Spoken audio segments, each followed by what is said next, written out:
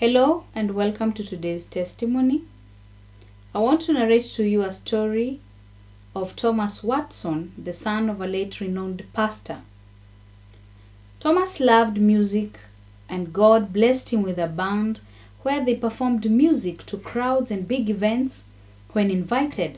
His family life was centered on God too. He married his high school sweetheart Rachel and they had 2 kids.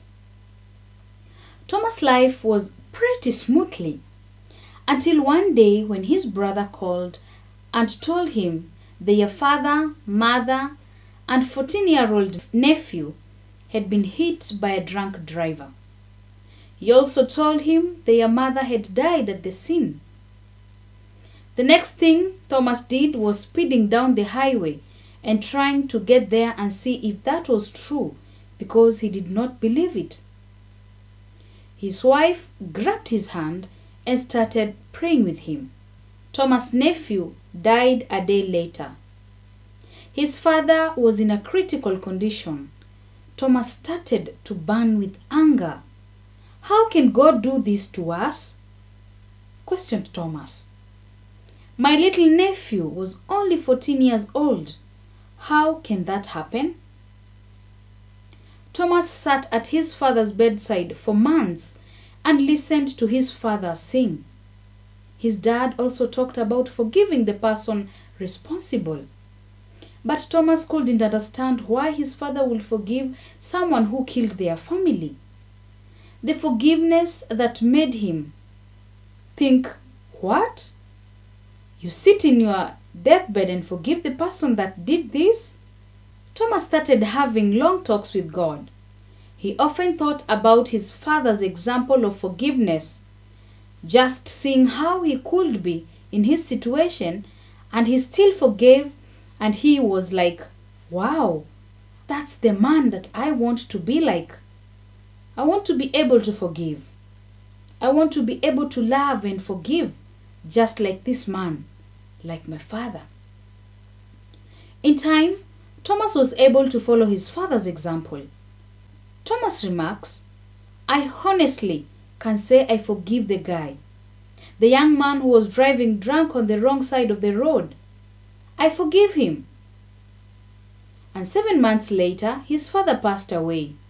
By then, Thomas had made his peace with God. God was doing that for me, that he could turn certain things around in my life. Now, Thomas was more focused on sharing God's love with others and decided to produce a gospel album that would do just that.